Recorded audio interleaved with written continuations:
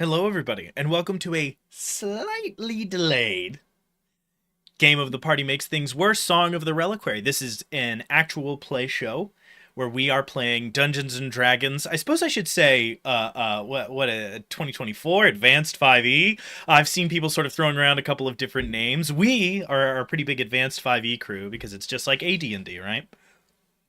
We've been playing the Song of the Reliquary. We are now in episode 3. In episode 1, we met our merry band of heroes headed out into the Tomb Desert. Whoopsie daisy, all of the cameras just got messed up, and now they're fixed. Heading out into the Tomb Desert. The Tomb Desert is this massive expanse of dead sand, ash, and bone that carves the continent of Prospect in half, straight down the middle.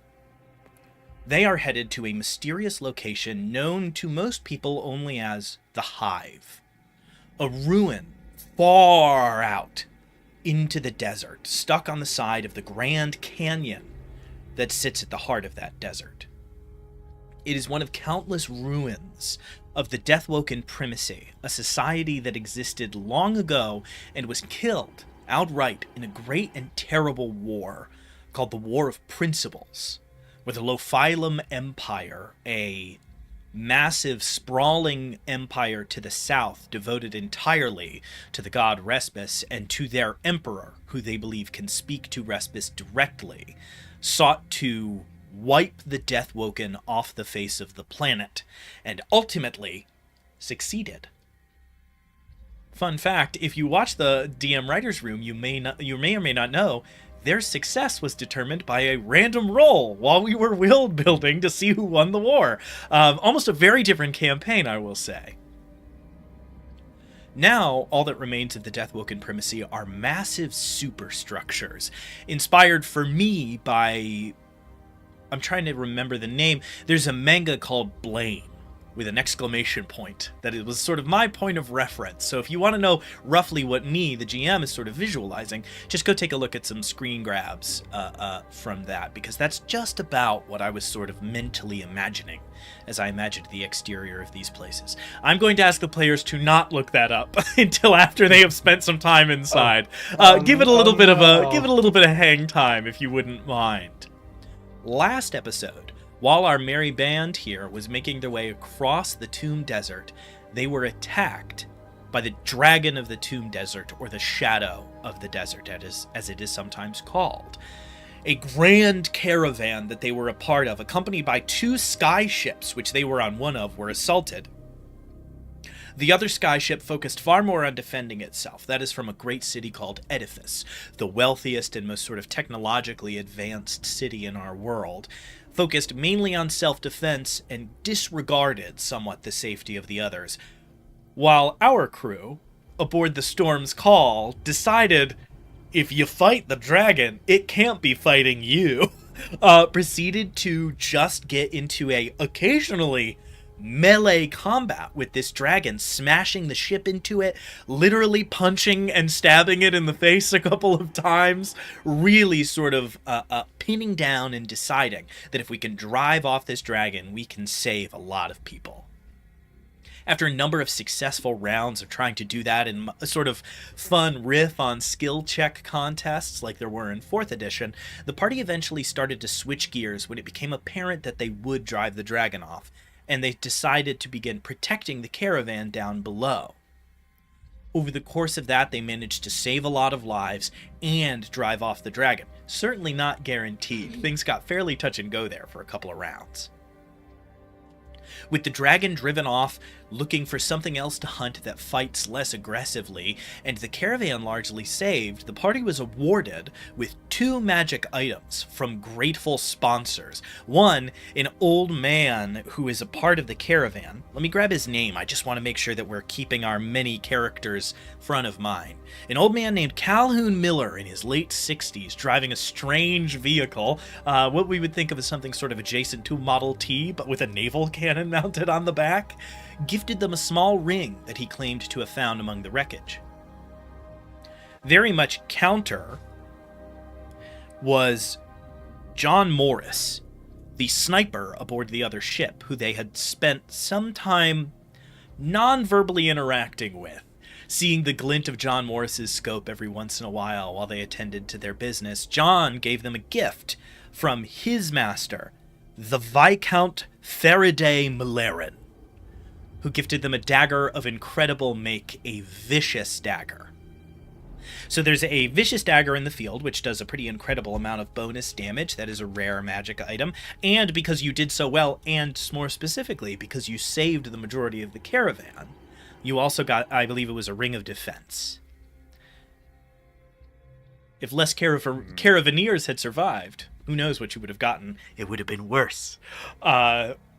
So, with that daring do out of the way, we closed on the scene we are going to open on. These two skyships have resumed movement alongside the caravan that floats below, and stretching out in the grim, dark gray of the Tomb Desert, they are approaching the canyon.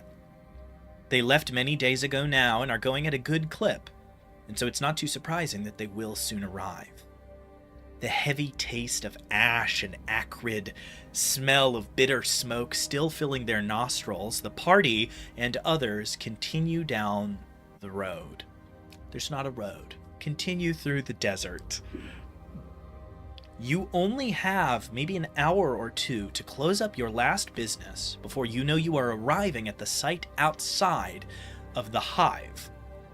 The Hive is going to present a series of challenges that you would have already been aware of. So I'm going to take just a brief moment to walk you through what a few of those are going to be so that we can start to peek through spell lists, start to think of plans.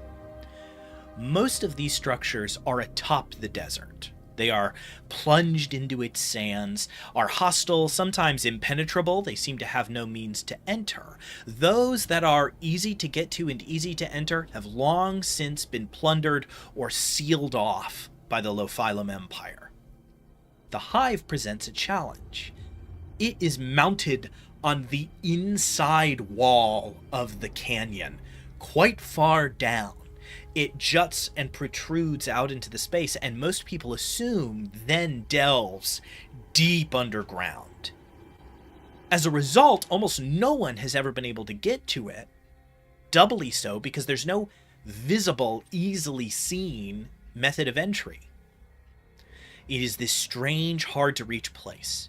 And so what the caravan is planning to do is to basically set up camp.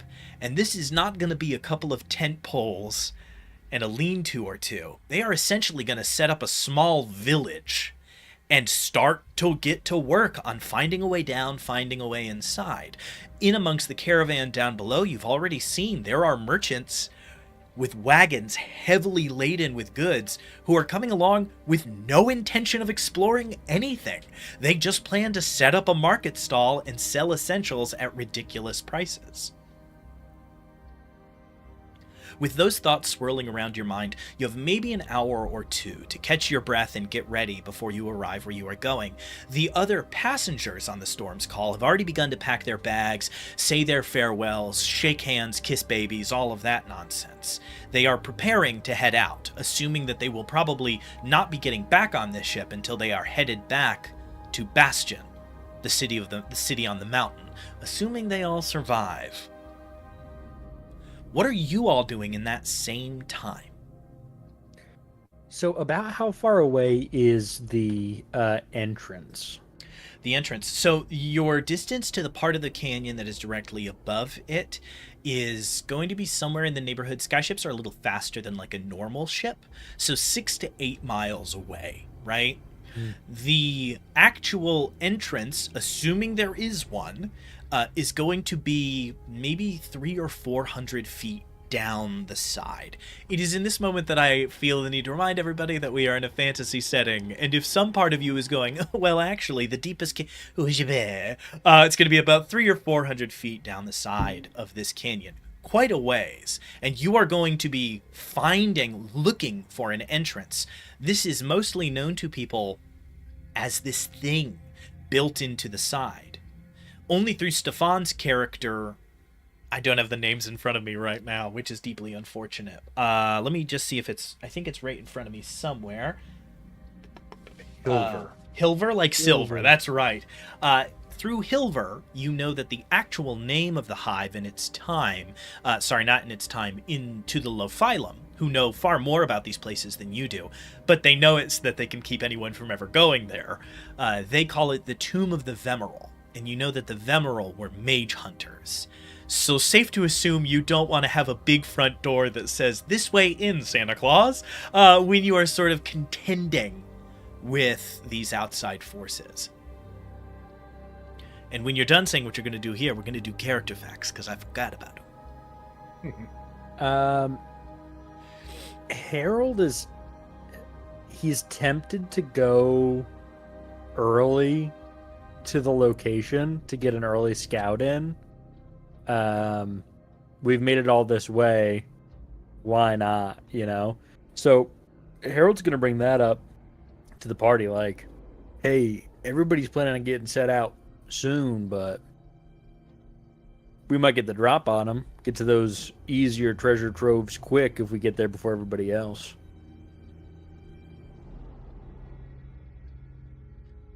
So Bartholomew is gathering some of the powder monkeys together in a funeral and to commemorate the lost lives of Cheryl and Daryl. And he's using this, actually, I don't know if I have the role for this, by gathering them around in the name of Telnet, the god of secrets and shadows. What also Bartholomew is trying to do is also, as he talks and just confessing and why these people have come out here to begin with, see if he can pick up some things here and there and see what other parties are trying to do. That's his main objective. Okay, so let's actually step a moment back in time, right? Because we know this meeting is coming up and we know what Harold is the sort of most concerned with. I'm also it's gonna toss us around in the order a little bit. Can we change our names back? We have a couple of one-shot. We have a one-shot name still in the wings. Yeah, so go ahead, Bartholomew, and make that check. This would definitely be, I think, deception, because you are sort of holding this faux funeral. Pop off of the deception check and let's see what the result is. That's a 24. A 24, incredible. Yeah. You quickly get a sense the vast majority of the people on the Storm's Call, the actual deckhands, the powder monkeys, the bosun and such, have no intention of exploring what is down below. They were hired and paid, by the sound of it, they have been vague with you all, paid well to protect the caravan on the way here, a job that you kind of did for them, right? From the outside, they seem to have been hugely successful, and they probably would have been, although maybe not as successful, had you all not been there.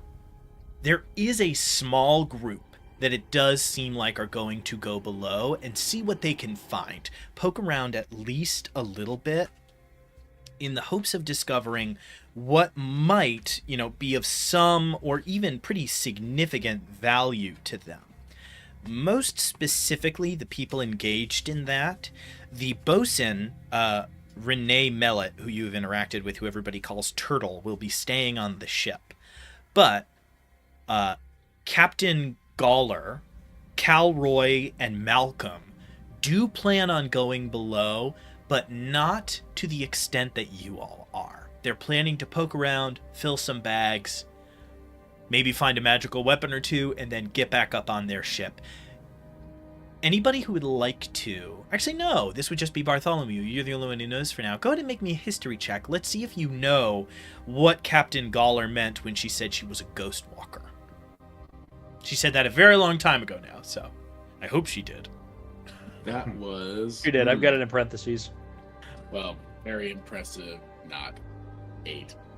Within 8, you've heard her referred to as that. It's strange that the captain is risking her life in that way, but you have no real insight into what's causing her to do that other than that maybe she's just kind of adventurous and would like to go down below. The only other significant member on the crew is that, oh gosh, I can't remember his name off the top of my head. Ramsey Pollard. Ramsey Pollard is the heavyset man who was lifted onto the boat by a construct because he refused to climb the rope ladder in order to get on. The other person that you gather what they are doing here is Ramsey. Ramsey appears to have bought stock in a number of the other voyages and is here to supervise his investments, and is apparently here to like micromanage a couple of adventuring groups that he has sort of paid part of what they needed to get here so that he could collect his own portion. You don't learn much more about his specific goals beyond that, but so basically what you understand is you and the core crew of the ship are the only people on the Storm's Call that are going to go down in and explore. Everybody else is going to stay with the ship to escort the caravan back. And out of the courtesy and picking up with some of the stuff, Bartholomew, in the name of Telnet, actually gives a little coin of gesture, but also for thoughts for Cheryl and Daryl, even though this is some of the coin that he's taken off previously from some of these patrons. A bunch of people get their own coins. They get their own coin back, not knowing, but he felt it was actually vital information to know, making sure who was going to be joining us. Maybe there's certain things we can, or certain routes we should take or avoid as we dive into this. Thank you all for your service. A couple of tears. Be, One of the people. I don't even remember Cheryl being hired. It's like she was here for a moment and gone in a flash. Can I do a performance check? Yeah, go for it. I like that we have two very different modes, and I think I'm going to roll this over into some of my other games. If you're trying to deceive somebody, you roll a deception check. If you're just having a good time, you can roll performance. Yeah, performance. If it's an acting gig. Yeah, it's 18. With an 18, yeah, there is some tears. There's some people like, Daryl, I never even really knew him. People, they only have this like vague sort of shimmer in the water memories of these fake people, and so they're only remembering the good qualities of the 3 conversations they had with you, and so there is somewhat of a real emotional affect below decks. Bartholomew rejoins sort of with that information as we cut into this meeting that is sort of happening as you all discuss what it is exactly that comes next for the party. Yeah. I mean, there's safety in numbers, but there's also less to be gained if we're surrounded by 100 other people in those first rooms, you know? It's all about what we're after. I'm after the money. If I can get in there, get a couple 100,000 gold pieces, get out, I'm happy. But I know we all have our own goals in there, and I'll stick with you till the end. But if I can secure mine at the beginning, I'll be happy. That's all. Do you think there's just gonna be like gold lying around there? Probably. You just pick up. There's gonna be gold. Identify some stuff, magic items that have a certain GP value. Yeah, that's scrolls, orbs. I don't know. I will say that's the real crux of it, right? Nobody here is expecting to find a gilded tower, although that would be nice. In the legends of doing this, some of them do sound to just sort of be like gilded holes in the ground that are full of treasure. Most of the time, people return with strange tomes and arcane artifacts and weapons that never dull and armor that never tarnishes, and they sell those things. They find buyers, and that is where the fortune is made. It is rare, but it does happen, right? Sometimes people crack into these, and it seems to have been some kind of spell-casting stronghold, and they leave with a big bag of diamonds, and they have the easiest time compared to what this may or may not turn out to be. All I mean is the deeper in we go, inevitably the more dangerous it's going to be, because whatever this layout is, whatever this is for, the front door probably isn't going to be the scariest place. So if we can get in 10 rooms, get all the things we need and leave, that's incredible. If there's 100 other people trying to do it, we're going to have to go deeper and deeper and deeper and deeper. So we get there quick, all the better.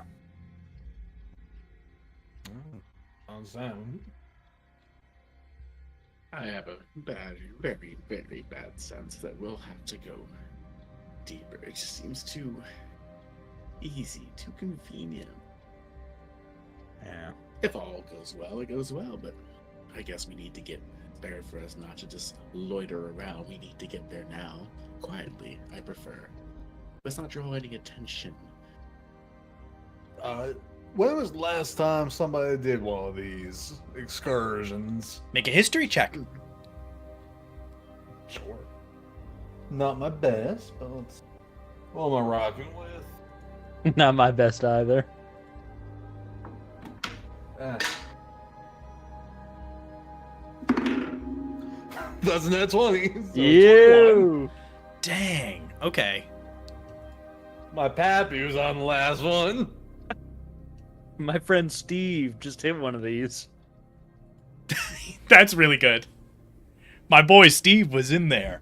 That's actually why I'm here. He died. Yeah, so the most recent one of these that occurred in recent history was at the center of a pretty huge disaster in the Lophyllum Empire. I don't have all Good the sign. details in front of me, but I know enough to walk you through it, and then off stream I can sort of text you any additional details that come to be true. Cool. In the pretty close to like the heart of the Lophyllum Empire, in the actual city of Lophyllum, which is sort of the capital, there was a attack. What many people assumed to be just one of the many crushed underfoot by the Empire folk who feel the need to strike back, turned out to be a part of a pretty sinister cult that was trying to navigate a pretty dark ritual. They managed to get a hold of a book that they believed to be the tome, basically the spellcasting tome, of Baliar Deathwoken, the emperor, not the emperor, I don't know what you would call him, I guess probably the primogen of the Deathwoken primacy. Baliar was the last great leader, and when this tome was found, a horrible construct was summoned. It smashed its way out of the city, sprinted into the desert, killed countless soldiers on the way there, and then proceeded to try to break into one of these ruins and was stopped by a band of adventurers who kept it from succeeding in doing so. The problem with that is that those adventurers were from the Lophyllum Empire, and so obviously stayed mum about whatever it is that they discovered, and with a nat 20, I will tell you, there are no more stories about those adventurers. The crime of going into the desert and exploring a ruin seems to also extend to people who do it for the good of the Empire. You gather that they were probably either heavily sedated and memory modified to the point that they couldn't remember anything, or were simply killed. Given probably a very nice funeral, but considered too corrupt to be allowed to remain. And that is the last one of these to have occurred, which unsurprisingly has scared some other people off of trying in recent years. What? Question. With my history, it probably doesn't count, but I'll ask anyways. Does that give me info on like why this is being allowed now? It's not. Okay. It is, the goal is to delve into this place, get what you need, and get out before the Empire knows you're here. It's a big desert. That makes sense. That's part of why there being a spy among you is something that everybody is still worried about, even though you are about to arrive. If they can cut off information to the Empire, you guys might be able to really take your time. You could even maybe do like a winter in the desert, right? You could stay here for a season. If there is a spy in the group giving you reports on your location, that timetable is going to crunch. Also, in each of our individual kingdoms, empires, whatever you want to call them, it is illegal. It's not illegal in like Bastion to do this. It's just the Lophyllum Empire that's not rocking with the exploration. So we go back home and we sell these things. There's not going to be any issues. Yeah. So that's the breakdown. All right. Is there anything we should do before we take off? Because if we're all on board with getting there early, we should go quick. But if there's somebody to talk to, things to buy, this is the last chance. Can we know what we're supposed to know about about what the trials are? Can we know that first? You know what I'm saying? Didn't you say we kind of knew a little bit about what they were? Yeah. Yeah. Okay. So the Vemeral, as you gathered through Hilver's research, the Vemeral were they're called mage hunters because they are from so long ago that they did not differentiate between clerics, wizards, warlocks, sorcerers. They were all just called mages. It was anybody that could cast magic was a mage. And the Deathwoken Primacy created this strike force of 3 to kill anyone who was acting against the primacy, but was also such a powerful caster that it was risky. For those of you who don't know, high-level D&D casters can like teleport halfway across the world and make people forget things and kill people just by saying the true name of death and stuff like that. They are incredibly dangerous, and so these were highly specialized fighters. There was 3 of them. And there was only ever 3 at a time across the hundreds and hundreds of years that the primacy reigned in their area of the world. One wielded a sword and shield, a second wielded a bow and arrow, and a third wielded a preposterously large hammer. There was always 3, never more, never less. Sometimes there were reports that one of them would die out on one of the missions. On the very next one, they would be back to 3. They were served by basically a private army called the Votai. And the Votai were, from what Hilver gathered, perfectly dedicated soldiers. They would follow any order, go anywhere, do anything. They seemed to almost worship the Vemeral. And that's what you know as of now. You know that this is where their basically home base was. Yeah. So pretty limited information in terms of what we'll find, but good information for sort of the vibe. And it's worth noting, what we can expect. he's not here today, so he's not going to do any research today. Hilver has that book still. Hilver has this ancient book of lore about a Lophilum book about the Deathwoken. So it is obviously slanted. It definitely frames them as like villains and monsters. Maybe you believe that, maybe you don't. It's just Hilver has not had the time with dragon attacks and, forging across the desert to just sit there and research for days. All right.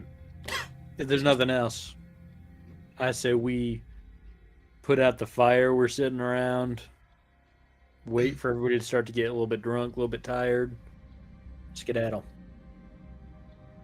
You sure you don't want to make a show of it? No, because then a bunch of people are going to go with us. Like, I'm No. brave enough to do it too. I've already did my show. I even gave up some of my wares. I know I put a lot of sacrifice into this party. Mm-hmm. And I did my thing fighting the dragon. We get a smash cut to Harold, long sword in hand over the eye of the dragon in the last fight, while Bartholomew is in a barrel casting bless, going, "You've got it," sort of over the edge. Yeah, absolutely. So you guys quickly and quietly gather your things. I need a group stealth check. My strongest ability. You have disadvantage because you're wearing plate armor. I got a natural 1 + 1, 2.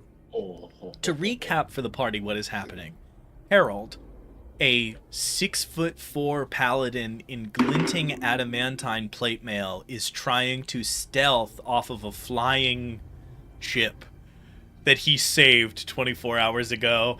Bartholomew has worn a series of disguises and is trying to sneak off of a ship he saved 24 hours ago. 21.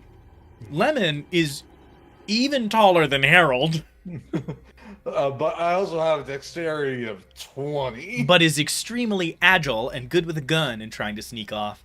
And Zabij is, Beej, I forget that the Z is silent, and Beej is a bright red tiefling who has been flirting, scaring, and intimidating people on the ship while also saving it over the course of the last 24 hours. So this group trying to sneak off is truly like the X-Men trying to go to Disney World and have a normal time, where it's like, yeah, it could happen, but I doubt it. What were the results of those checks? 18. 18. Natural 1 for a total of 2. 8. 21. 2 successes, 2 fails. One of those fails is a critical fail. So I know how this is going to play out. What if Beej all of a sudden he realizes that okay, him and Harold are really not the most unobvious people. So I think what Beej will do is I think Beej will maybe go up to Harold and like whisper in his ear, like, follow my lead, and then he'll like caress Harold's face and like, you know, like whisper seductively in his ear and like be like, come on, let's go, and like try pretend like just go along with it, and then like Okay. smack his butt, like try to get him off. All right, so Beej, instead of rolling with your stealth check, you can make a deception check instead to try to I get need off. to say, Beej smacking Harold's butt right now just does this clang. It's really good. Beej, who, if I'm getting my mental picture of Beej correctly, is wearing, I assume, anywhere between 3 and 21 rings on each hand.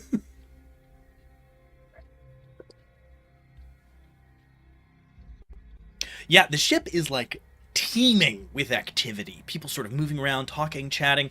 Powder monkeys are starting to like lift the gunnels just to look out and like look down below and watch the people on the caravan get ready. What was the result of the check? I rolled a 19 plus 9, so 28. Harold is actively saying, Actually, Beach kisses Harold on the lips, actually. Harold's like, this isn't real. This is we're trying to sneak off the ship. Two This of isn't them. true. So everybody, nobody sees Bartholomew and Lemon turn into shadows and sort of vanish, disappearing, quickly finding their way to one of the rope ladders off the side of the ship that have been left hanging since the dragon attack, and scurry their way down. While going down the other ladder very publicly, Beej is like getting all up on Harold, sort of whispering and caressing Harold, while Harold's like, "This isn't what it looks like." And everyone I didn't agree to this. everyone immediately is like, "Sure, it's not." Immediately thinking this paladin has seduced this bard, and is trying to sort of secretly go off so that no word gets back to Bastion of his strange choices. They shimmy off their separate rope ladders, get down into the main group, and you guys begin to kind of haul ass and outpace the rest of the group. Thankfully, in this sort of teeming activity, there are a couple of other portions of the larger group that are beginning to move a little faster, to go ahead at a little bit of a stronger rate than the rest of you.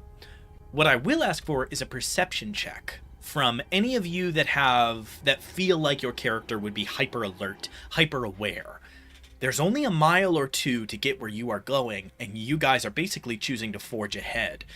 But there are other people in competition, and so I assume at least some of you would have an eye open for what they're doing. I got a 17. 17, really good. Great. Anybody else think they're going to give it a whirl? Yeah, let's go for it. Sure, Bartholomew's in, Harold is in. I rolled a 6, so Beej, you have gotten entirely into this romance bit with Stop Harold. touching me! Like, no one's around, no one can see you, and Beej is still like, you are really you're like really in character right now. Beej is having a Daniel Day-Lewis moment as you all are sort of heading off into the ash and sand. I Nothing? got 19. Okay. Nice. So, if Lemon has a 19 and Harold has a, what was it, an 18 or 17? 17. A 17, then you two are in the same term of success, and so we'll see the same things. While I disengage from Joke Canyon a little bit, you guys are heading off through this sort of ash and bone. Thankfully, as much as I have described us looking around and seeing these other people moving, you are in the sort of perpetual sand and ash storm of the desert. And so it's not like everybody can clearly see and it's a bright blue sunny day. This is a perpetually overcast, almost like smog. Almost like a day when because of some crossbreeds, a city cannot send its smoke and steam off to other parts of the world, and instead it is trapped in the streets and narrows. You all can quite easily begin to make your way off and out in that shade, but you begin to see some other signs of movement. You are not the only group that thought that it might be worth their time to try to get out ahead of everybody else. Let me take a peek, make sure that I know who all else would be included in that.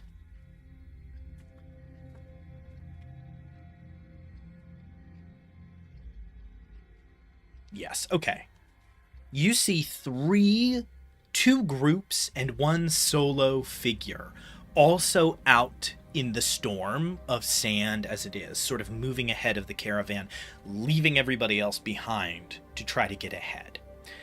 The first is the drone with L43 emblazoned across the side of its neck that you saw right when you left in Bastion. L43, as we will call it until we learn more about it, is in a full T2000 arms up perfect form sprint and is going, by the looks of it, if a normal person in Dungeons and Dragons is going at a movement speed of 30, seems to be going about 45, is very fast, and is just tink, tink, tink, tink, tink, tink, off into the sand. A small group with a dragonborn at their head is making their way out and forward, sort of slinking off, far slower, far more secretively, seemingly being willing to give up a little bit of their lead time in exchange for not being spotted. A larger group, funnily enough, also led by a dragonborn, are moving not secretively at all.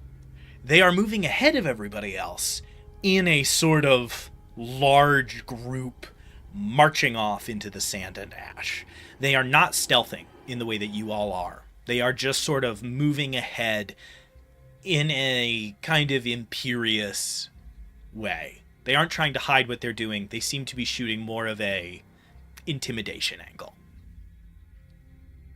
But you all are collars up, maybe some kind of face wrapping. We described some bandanas earlier, making a good pace through this storm, trying to get out ahead of everybody else. Yeah, we already cut too big of a figure before. Can't get too known at this point. Yeah, definitely. Okay.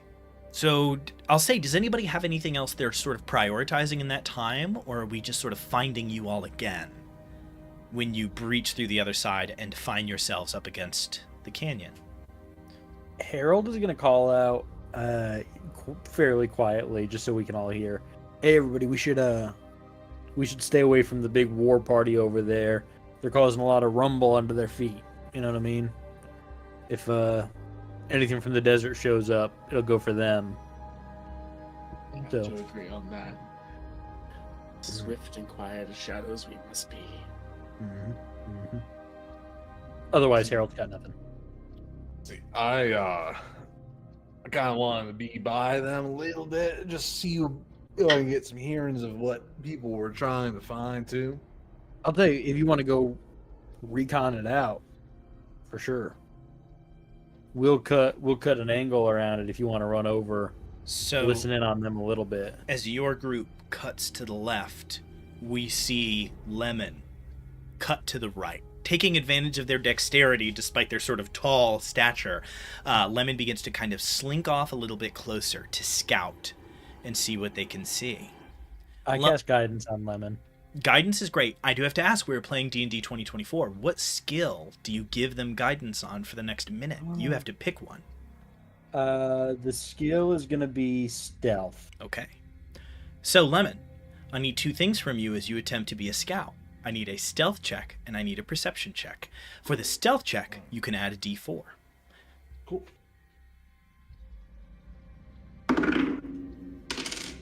Nice. So for the stealth, it is a 17 plus 5. Yeah, plus 5. So a 22. Okay. And then perception is a 14 plus 3, so a 7. 17, good. okay. I'm going to roll a perception check. 22 is quite the DC. No one seems to take notice of you as you slink your way over closer, trying to sort of gain an awareness of what is happening of this larger group. You see the figure in the front. You see a large, largely framed dragonborn. They don't necessarily look muscular. They're wearing robes. They seem to be in a somewhat more esoteric kind of structured outfit. They are a deep greenish black color, kind of an iridescent sheen to them, and are making their way out, accompanied by a few other people in the same sort of robes. They all seem to match. They have these pointed shoulders and these extra bits of embroidery up the sides. Not quite to the degree of ostentation that you saw on the ship from Edifice, but still definitely decorated. They are accompanied by quite a sizable number of just soldiers. Some human, some dragonborn, a few from the sort of teeming other I guess ancestries of this world, right? Some that we would think of as Aarakocra, a few we would think of as hobgoblins, a much more diverse group than you are used to. All sort of assembled, all in matching uniforms. Those that are armored and accompanying them are aligned in the way that those that seem to have a little bit of a more casterly notion to them are also aligned. They are moving as a group, I said again, not trying to hide that they are doing so. And with a 17, you also notice just a small indication. One of those trailing behind is standing in step, and you see them turn. And they keep turning like that. And you get a little closer, and they are talking to someone you cannot see. So this group is already large, and they are hiding members. So this is a very large group that has been working to conceal how many people they have with them for the entire trip.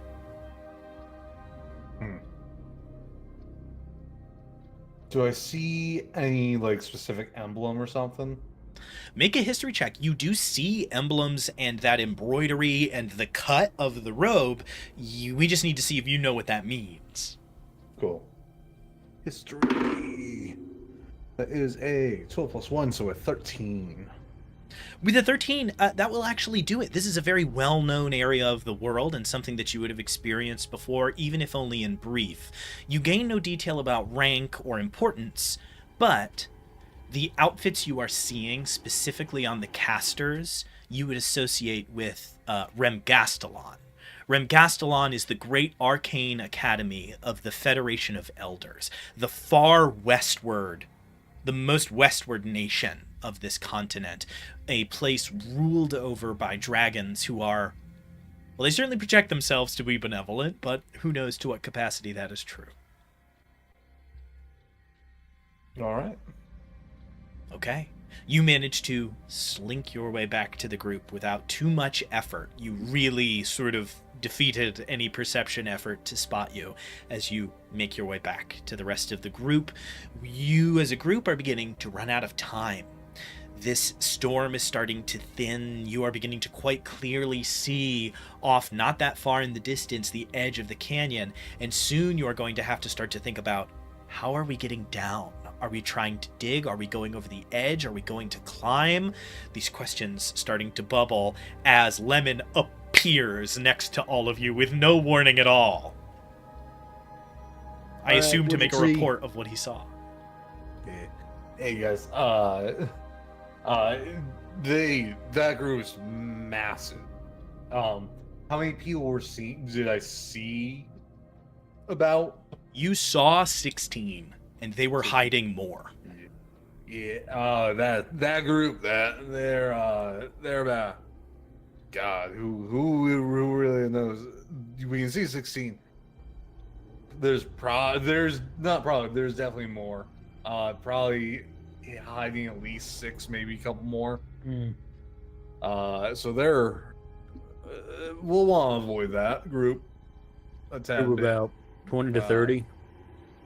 Yeah, if he's, I'll explain the emblem. If you see that emblem, just know that there's gonna be more of them. Like cockroaches. See one. There's others somewhere around. Like those them bad kobolds, the hyena bone guys. Like a pack of kobolds, exactly. Okay. All right. I mean, that's good to know. Let's I don't know, keep a bit of a distance. Do we want to stay a little bit behind them, so that way they get up to the area first? bust in. We work our way around them. So they don't come upon us while we're trying to get in. I just want to let you guys know what Beach is picturing right now. Beach is picturing when they, they're sneaking behind this group, and when that group walks in, just like a big booby trap cannonball falls on them, and they can go right through smooth. So. And we feel great. That's great. There's no more competition. We cross our fingers. Can we do a booby? We could booby trap them, but I don't know if they're bad guys. Well, No, I wouldn't say that they're bad guys. I mean, they might be. Who knows? But they just might be a thorn in our side later. Yeah, they're not putting down glyphs of warding and, laying down great and terrible arcane traps, but they are clearly sending up a big flag of don't mess with us. Yeah, they're gonna be the big collectors, the hoarders. Well, worst case scenario, I can try to get a good eye and good sketch of some of them and maybe blend in, as long as we can make sure that person is away. Okay. But with that, the storm thins, and you all have to make a choice. The canyon stretches out before you, and it is very jarring and sudden as this sweeping ash gets thin enough that all of a sudden you can see what you are standing before. You look down, and the deep and jagged wall of the cavern fades into pure blackness. Nothing. As it goes so far down that you cannot see the bottom, especially with all of this strange soot. As you look across, the distance between where you are and the far side must be a mile, maybe more, far larger than any natural canyon in this part of the world or any part of the world would be. And it stretches, because you've probably looked at a map, it stretches to the sea, to your right. Infinitely far to the north, as far as it can go. And to the south, it stretches far, stopping about 60 miles outside the capital of the Lophilam Empire. You are staring at one of many capillaries and branches of this massive canyon that was torn in the earth during the War of Principles. As you do, and you look off to the side, sure enough, down below, you see it. That glinting, glimmering shine. For all the others, it's been visible because they're above the sand. This one, hidden, you see its glinting surface for the first time. Black stone as shiny as obsidian, but clearly hardier and of a rougher texture, juts out of the side of the canyon. The size of this outcropping is still very impressive. It is several hundred feet across, several hundred feet tall, and is a sort of domed shape, although definitely not smooth. This is not as pristine as the others you have seen. It is far more roughly hewn, perhaps intentionally.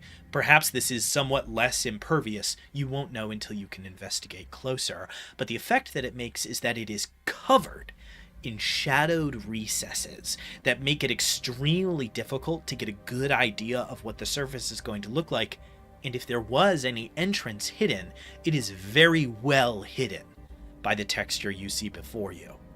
What you also see, having almost immediately spurred to work, that large group arrives also at the edge of the canyon and quickly splits into two groups, half of whom begin to set up tents like circus big top tents, begin to set up huge posts and start to, one of the casters begins to just raise their hands, and this massive billowing tarp begins to lift itself up and over that central pole as others start to reinforce the sides. The others move to the edge. One of them stands, seems to count those around them, calls over another caster. They both do the same gesture of their hands, and about 12 of the group lift off the ground and begin to descend just on air below, wasting zero time. Now, I will say, you are all a little faster So let's say I'm going to give you about a minute until that part of the narration happens. You have a small window where you are ahead of them. I turn the attention to you all. What do you do? Harold is gonna start taking out pythons and rope, and saying, "Everybody, hand me your rope. I only have 100 feet of it. I need 100 from each of you, so there'll be about 400, which should be just about right." And 5 with Hilver, who is just sort of following along in these moments, maybe thumbing through the tome, maybe worrying about some other things. Hilver is still with you. They are just somewhat transparent right With now. us in our hearts. Yeah. Yeah. So hand over the ropes. I'll start tying them off, and somebody hammer this python into the ground by the edge. Okay. Like 500 feet of rope tied together gets handed over to you as you start to nail in a couple of pythons, tie yourself off to them. Not ideal, but there's no trees to tie off to. Getting this sort of large knot through 2 of them. Harold, plate armor and all, you kick over and start to rappel down the side. I almost said free solo, but I think you can't have a rope if you're free soloing. You start to go down the side and begin to do those terrifying pendulums where you go down and then you swing until you can get a handhold and start to cut a jagged diagonal line to where you are going. It's going to be an athletics check. Does anybody want to do anything to help Harold? I feel the need to say, if you were to begin to fall, that would be followed by a saving throw, and in your case, because you have tied yourself off, you would probably not risk falling. If somebody does fall, we're going to meet a backup character. That is going to be really bad unless you have some way to save yourself magically. All right? I help myself first. I use Channel Divinity for Peerless Athlete. And it gives me for an hour advantage on strength and dexterity checks. And I increase my long and high jumps. Great. So does somebody have a benefit that is not advantage? Because advantage doesn't stack. Cast guidance, and then focus that on. Let's see, go with that with strength checks. Yeah, so probably athletics in this case. Or then athletics, I think. yeah. No, that's fine. Yeah. So your paladinic oath, an oath of glory, which is pretty interestingly counter to Harold's outward experience. We only see it in action. In their daily communication, Harold is quite demure, seems to just sort of talk to people very frankly, and then we cut them into scenes of action, and they are leaping off of ships that they have been piloting despite not being a pilot to stab dragons in the face, and now they are rappelling down a mountainside to try to outrun people using magic to fly. Harold has to sort of briefly embrace this Herculean sense of what it means to be a hero, and you do so in this moment, just as Bartholomew, whispering a prayer to one of a loose few dozen gods that he knows the lore of well enough to entreat for aid, gives you a little boon of athletics, maybe calling on Zorvental, the god of competition. So you feel bolstered on many fronts as you begin to try to, at a sprint, outmaneuver this other group through grit and a little bit of divine magic. That is 31. Wow.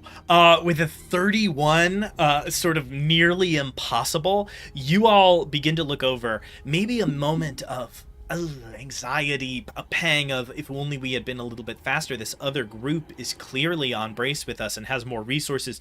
And then you see Harold start to, who you thought was going to like safely rappel down, holds with one hand, jumps, lands on his feet, and starts to run along the inside wall, eventually getting to a foothold, sticking a foot in, slamming a python into the wall, looping the rope, and continuing this insane maneuver, throwing caution to the wind, a feat of just constitution that would have left most people completely gassed after the second python. Harold proceeds to run a line of a couple 100 feet of rope on the diagonal. Harold, I have a very important question for you.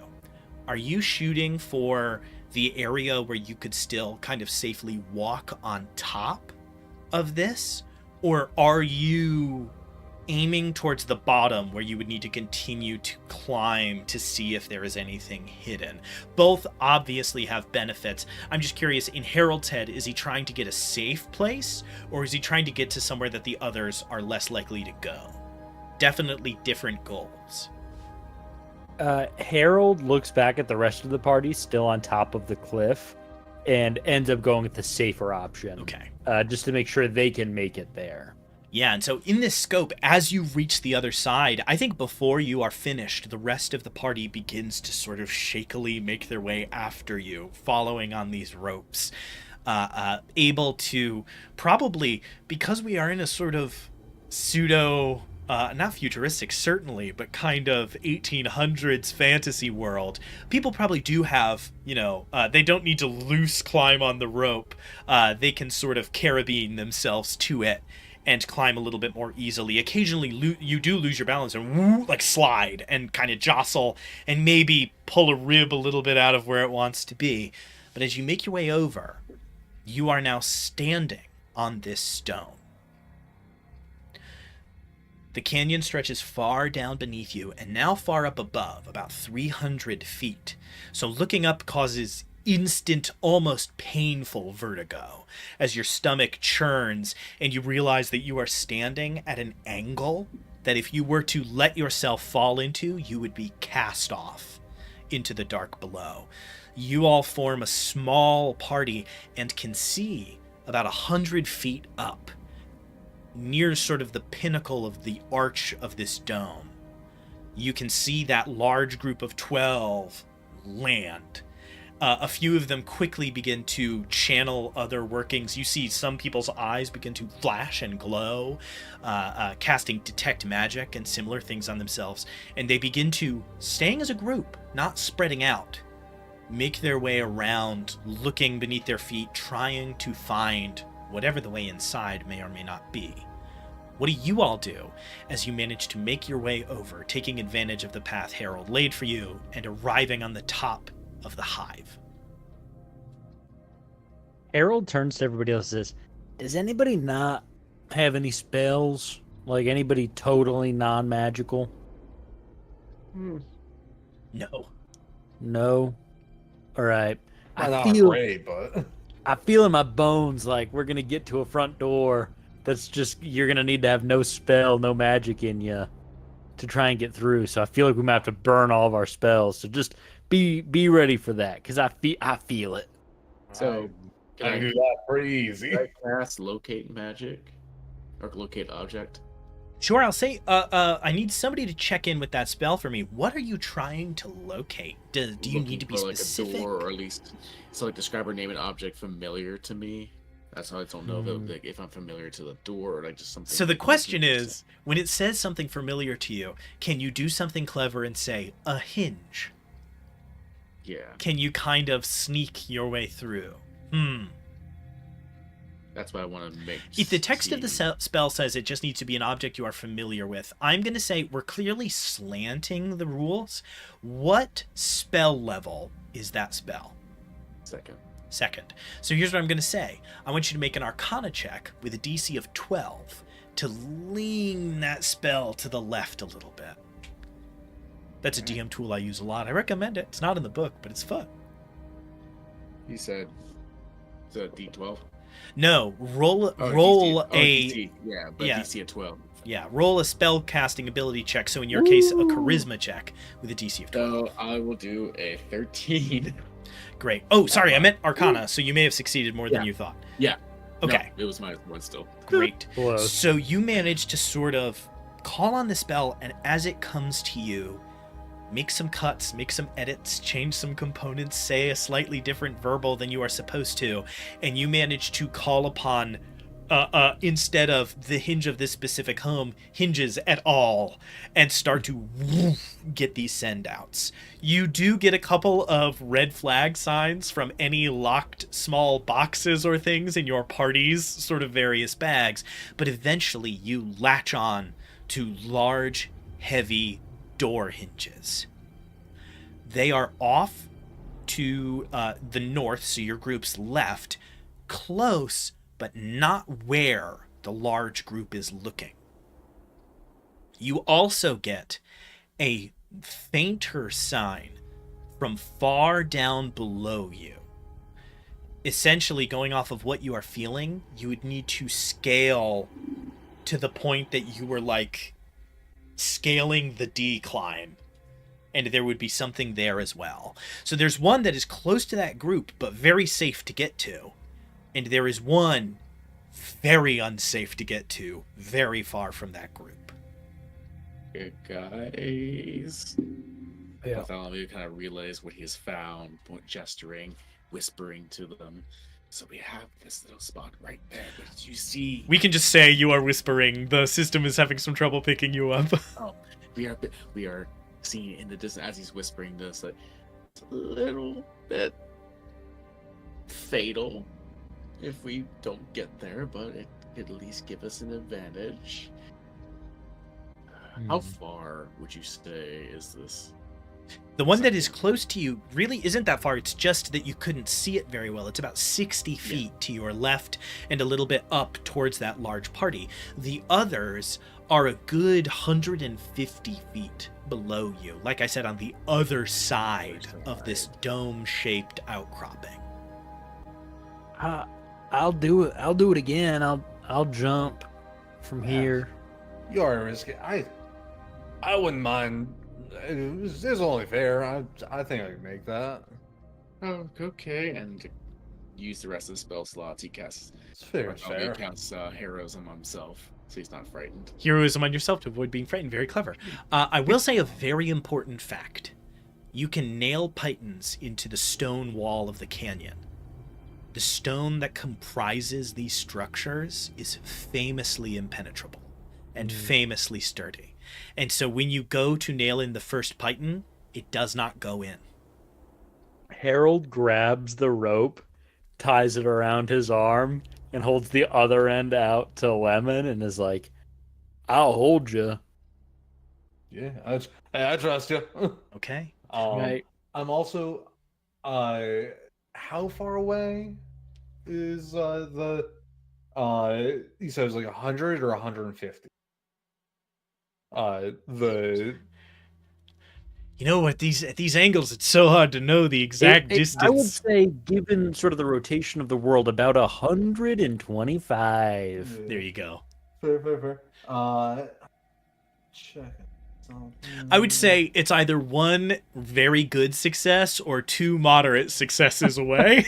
If you really wanted to twist my arm, I would say that's one of the distances. Do you have an ability that specifically lets you do something 100 feet away? I'm looking at my Find Familiar and just seeing if he could scout it really quick.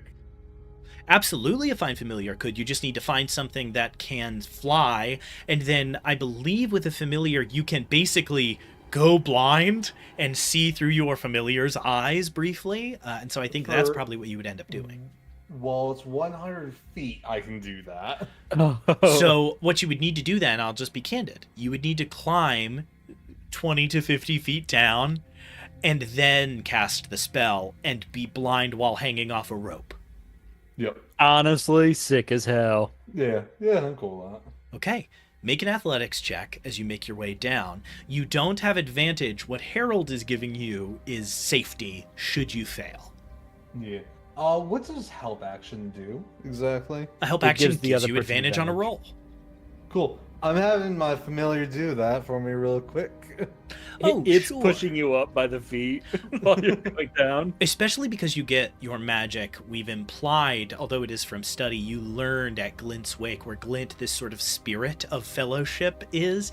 You feel this bolstering, and the magic connecting you to Harold in this moment is strengthened by your familiar.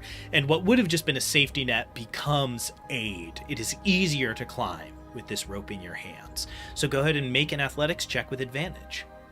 Cool. The DC... Oh, well, go ahead. Much better. Oh, that advantage saved me. Nice. So a 14 plus 7. So a... What was that? 21? 22. 22. 22. 21. Yes. I was right!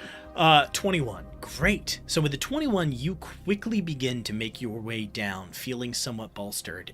It is very easy at first. It's just climbing straight down.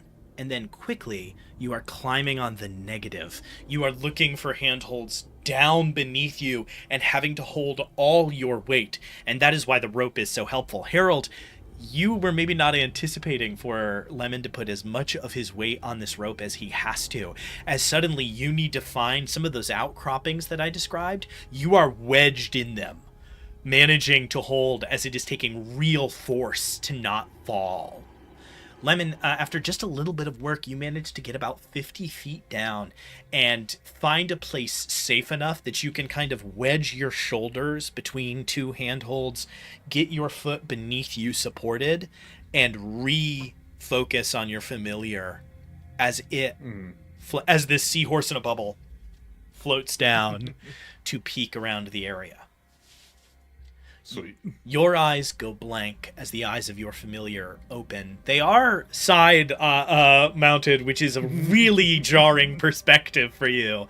As the seahorse starts to float down, it goes 20 feet, 40 feet, 60 feet, 80 feet, slower movement speed than you, until eventually it begins to whirl around, pointing one of its side-facing eyes. So you get this strange effect where you see the canyon wall very clearly and this structure very clearly from the same vision.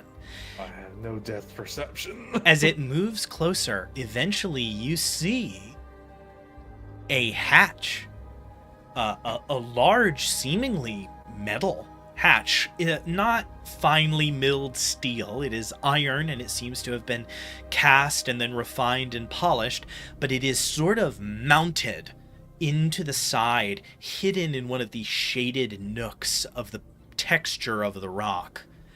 And there is a large handle at the front and some kind of locking mechanism that doesn't seem to need a key. It seems to be the kind of thing that you could sort of break the combination to. Especially as the seahorse gets a little closer, you see a somewhat complicated mechanism that clearly you need to like lift and push and twist and then pull something and it will open. But if you do not know how to, you are simply faced with a magically enforced metal door. That is what you see. Cool. How's Yeah. it going? I'll zip back to my site as you asked that. Okay. Things are good. Best they can be, I suppose. There is an entrance down there. Might have to break into it, maybe use some magic again. We'll be able to do it. Probably. All right. Go ahead. You're already halfway there. I definitely am not, but thank you. You're about a quarter of the way there. As Lemon begins to climb further down, Harold, Beige, and Bartholomew, behind you, you begin to hear talking, and it begins to pick up in a way that is clearly excited. You begin to hear in what you assume to be the language of the Federation of Elders, something roughly equivalent to Draconian. You begin to hear like Alan Tashanti, like an excited lift, and then others like Silento, like telling others to stop doing what they're doing, and they begin to converge on that point that you detected. Well, we got a backup plan. That door's probably going to be open in about 5 minutes. I need another athletics check from All right. Lemon. I don't have the help action anymore. Oh no, you do, because you still have your familiar. You still have Harold there in support. Beige and Bartholomew are just sort of worriedly accompanying on either side. They're doing a spit contest off the side. All right, that is a 12 plus 7, so a 19. 19 is good. We're getting closer. It's not the easiest thing in the world. Heavy sweat as you are crawling down. Your feet just dangling, except for those moments where you can manage to get a good foothold. And in those moments, you are using your core to plank upside down. There is no moment of this that is pleasant. As you eventually get to the door, it dripping with sweat, you see this mechanism very clearly before you. You are not safety attached to anything. And so you just sort of have to, again, wedge yourself up against the edge of the sort of cutaway it is nested in, push your weight on your other arm, and then you can look and reach one hand up to try to fiddle with whatever this device is. What do you do to try to fiddle with it? I start fiddling with it. I can cast Identify on it. On the mechanism itself? Mm-hmm. You said it seemed like it might be magical in some way. Sure. Yeah. So you go ahead. You take. Do you cast it as a ritual and it takes you like 10 minutes, or do you cast it instantly? Sounds like we don't have time, so instant. Okay. Harold would prefer if you didn't do the ritual as well. Yeah. You burn a little bit of magic and cast Identify, focused on the door, but more specifically focused on the mechanism and whatever it is that is keeping it closed. The sense that you get is that there are two components holding this door shut. One of them is a purely mechanical lock. It is just that handle. There is a little sequence you need to sort of twist, push, pull, and maneuver it in a certain way that you would not know from the Identify spell. What I will give you with the Identify spell is you get the sense that there is an amount of strength that would break it. That would snap it, and the door would swing open. The other thing that you identify is there is a powerful, not necessarily lethal, you don't think, but quite a powerful magical trap that will be set off if you use magic to try to break through the door. So trying to force your way through with magic would not be a good idea. But if you were just strong enough, you might be able to just break your way through. Okay. I'll take a quick 20 or 30 seconds just to see if I can sleight of hand it. The weird mechanism to get it right. I'll say you can certainly try. The DC is a little higher to do that than to break it, but we can see if you succeed. Go ahead to sleight of hand. You get out some thieves' tools. You are wedged. You reach down into your belt, stick a couple of them in your teeth, and start to get to work. Cool. Alright, sleight of hand is decent. I got a +5 to that. Not bad. Alright, that is a 17 + 5, so a 22. That'll do it. The DC was 20. You start to work this lock, getting one pick in. There's no lock to pick, so you are just sort of feeling for springs and gears and the things that hold this mechanism together until eventually, with a few items wedged inside, it twists. And with a hand you wipe off your extremely sweaty forehead, pull your tools out, stick them back in your belt, twist that handle, and the door swings open. It is swinging incredibly fast and is made of metal. Make some kind of check to catch it before it rings like a bell. I gotta say, Sleight of hand again. Yeah, sure. You could do sleight of hand to sort of try to get in the way without breaking your hand. Yeah.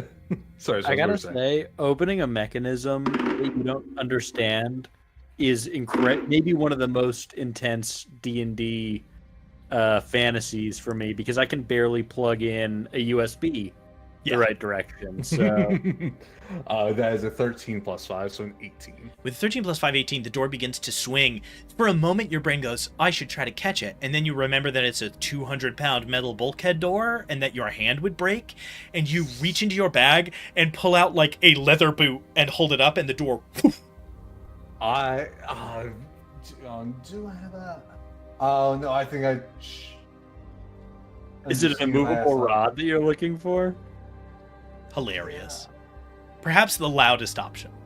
No, I changed items, so I do not have that. You hold out like one of your boots and watch it get just mangled as it hits. Only the people right by Harold holding the rope hear the like thud as a little bit of force comes from somewhere down below. Harold, you pull and feel there is still weight on the rope and take a breath. Woo. Lemon, you make your way over, reaching a hand up, and manage to pull yourself up and inside, and are relieved to find that you can slide up and sit on the edge. You are whatever this sort of door is, it clearly goes down from whatever this room you are in is. Do you have dark vision? No, but I have cantrip light. Yeah. So as you sit and look around, the room you are in, whatever, you do not know anything about the size or material. It is pitch black in here. Cool. Yeah, I'll just cantrip light my gun really quick, just so I can see really close, like right by me. I'm just trying to see if I can tie the rope off to something. Sure, you conjure your gun into your hand and cast light, and it begins to glow like a torch, giving you bright light for 15 feet, 10 or 15 feet, and dim light for the next amount. Quickly, it lights, and you are in a small... At first you think it's a hallway, and then it occurs to you that it's not tall enough. If you were to stand up, you would hit your head. A normal person would hit their head. You seem to be in almost a vent. Maybe some kind of drain? You're not sure. It's this pretty perfectly square tunnel that seems to go into the side, what you would know to be into the side of the canyon, deeper into whatever this structure is. You can see maybe 30 feet down, and it's black and white for 30 feet, and then nothing beyond it as you lose sight on the other side of the light of the torch. Cool. Sorry, the light of your gun. Up above, I'm gonna roll. Well, let's see if Beej's dream comes true. I'm gonna roll an investigation check for a wizard. A 4 on the die. As Beej, Harold, and Bartholomew, you stand there, feel this pressure, and Lemon, you feel the weight of Lemon go completely loose off the rope, and you panic, and then feel Lemon like tug, which is the sign for I made it to something. I am safe enough to say that somebody might be able to follow me. And at that exact same time, off to the right from where that group went, all the three of you see is an impossibly bright, blinding flash of light, like a woof, like the lens flare of some terrible camera that fills the canyon with light for a moment, and you hear a few panicked screams of response. You don't hear any screams of pain. You just hear the draconian equivalent of, "Oh shit!" as this cacophony rings out, and this light blinds you for a moment. You look back forward, sensing that there was certainly danger to be found there, and somebody has been caught in it. Good thing we didn't use that door. What do you do? The three of you are now... I mean, Lemon got where they were trying to go, but the rest of you are now 120 feet up a, diagonal rock face. What do you do? We do one by one, I guess, right? I'm gonna hold up here. And then so Bartholomew is just gonna start while he is feeling brave. Just slide down. Okay. Ever so cautiously. Make an athletics check. The DC is not high, but failure is quite bad. Hmm? Yeah, if I didn't find anything to tie off to, I'll just hold on to the rope. Oh, make a before we do all this, so I can know how safe of a situation you're in. Go ahead and make an investigation check to try to look for like a good sturdy tie off. Investigation 13. With the 13, you don't find anything. You just end up reaching back. You put your feet up against the edge of the sort of porthole and hold the rope as it takes on the full weight of an adult human. Cool. What'd you do? What'd you do? 13. A 13 is enough. Oh You my God. crawling, you're like shimmying down the rope. It's thankfully quite a lot easier than climbing up. You just need to not let go. A little bit of pain in your hands. With a 13, as you get to a certain point, and your sweat is starting to really soak the underside of your palms, and your weight is starting to get heavier as the angle gets worse, you slide like 15 feet down the rope, and before you manage to catch your foot on one of these outcroppings and let out a little bit of a gasp as you think for sure you are about to fall, and you manage to sort of shift your weight, and eventually you are perhaps the first person to be relieved to feel somebody grab their foot as they try to climb a rope as Lemon heaves you up into this tunnel with him. Just Bartholomew just sits there and just is like, Bartholomew is fully frozen. Who is Just- next? Up above. Beej, when you go down there, just have everybody tie the rope off onto themselves. And I'm holding the rope at the top. He's holding it at the bottom, so it's kind of taut. To provide Right. Calm down. narration for our listening audience, Beej gave the influencer's peace sign and kissy face, and then started to climb down the rope in response to Harold's earnest call for safety. I think also he'll say something, sarcastic about Harold thinking he's so strong as to hold everyone. Also, I do wonder, I've never had Misty Step before. If I fall, will I maybe be okay? Like, I could probably just Misty Step where, like, if I fall close enough, maybe? If you actually fall, so here's what's going to happen. If you begin to fall and you make the saving throw, you will be like precariously hanging onto the rope, and then Misty Step would be a huge help because you can just point and bamf, go where you want to go. If you fail the check and fail the save, because of the rules of Dungeons and Dragons, you will just fall 500 feet. It's instant. It's an instantaneous drop of 500 feet. Now, if I jump enthusiastically off the side, and then Misty Step when I'm close. What? You'll instantly fall. There is an answer. Well, I would say that is different than fall. You're not falling. You are, unfortunately. If I swan guys. dive beautifully. Welcome to Dungeons and Dragons. You fall matters. at a rate of 500 feet per round. Your jump distance is limited by your strength. So If you jump downwards. So technically speaking, jumping downwards is limited in movement. Falling downwards isn't because it's not physics, I suppose. So my question then, Beach, would just be, what is your strength score? Like, what is the actual number of your strength score? 12? You would not be able to jump far enough. Never Now, mind. say you get partway through and then you heave yourself over.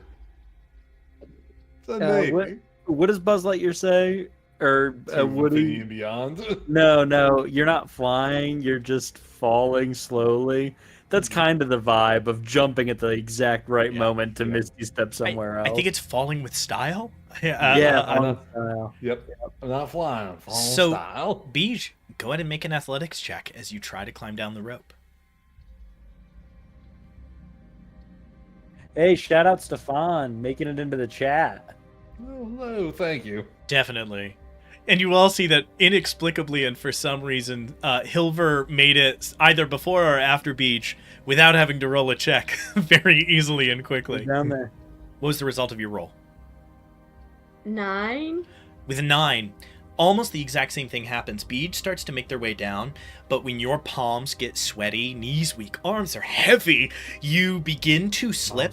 You watched Bartholomew go down and go to put your foot out exactly where Bartholomew did, and did not notice that Bartholomew had like smeared some ash across the front, and you whoop, slip right off it because of the loss of traction, begin to turn and twist, and I need you to either make a strength saving throw or a dexterity saving throw, whichever is better, to not fall to your death. There's going to be a really anticlimactic death. You guys, I really don't want Beach to die. I think I will kill myself if Beach dies. The DCs for this, because of the In-game. rope, are not particularly high, so you should Like, be able. how not particularly high? Higher than what you rolled. I saw it on You D&D saw Beyond. What did you get? There's no freaking way. Just what did you get? A 6! Okay. So, with a 6, a couple of things happen very quickly. Beej, you go to Beach sort of die. explodes. link yourself onto the rope, and you feel your weight just shift bad. and your wrist bends at like a horrible angle, and quickly all of the force is on just the outside of the bone, and you feel something about to snap and your hand lets go because your hand doesn't know that you are a million feet off the ground. Lemon, Bartholomew, Harold. Harold, you are the furthest by a lot. You all see Beige begin to fall.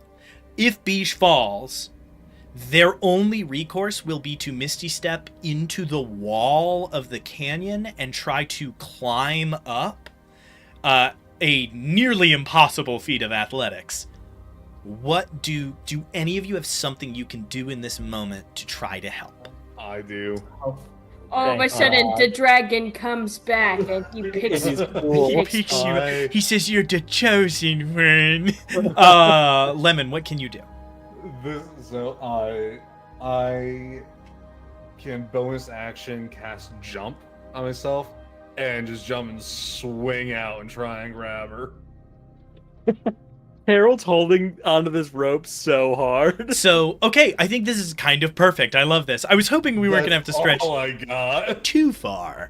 Lemon, holding the rope in your hands, you see Beige's hand slip. You go, put your foot back, burn another of those motes of magic to cast jump, and proceed to, like a man-shaped torpedo, launch yourself. But Beige, you look up, lose your grip, see Lemon, and then see Lemon in a direct straight line, just launching towards you like a missile.